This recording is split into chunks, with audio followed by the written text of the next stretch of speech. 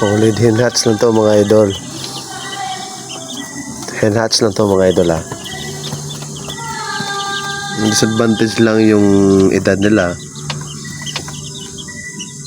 Pero okay na naman. Weeks lang yung pagitan ng edad nila. May 3 days, 4 days. Yung itong maliliit, weeks. So, ito, lalaking lalaki. Oh.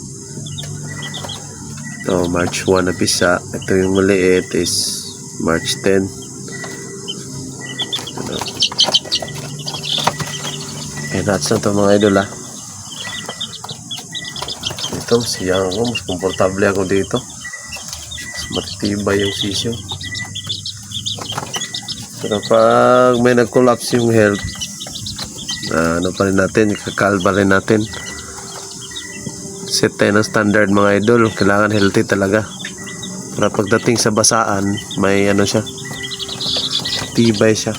Hindi siya madaling mag-give up kahit matamaan yan ng ano, solid na tama ng klatan. Yun lang mga idol.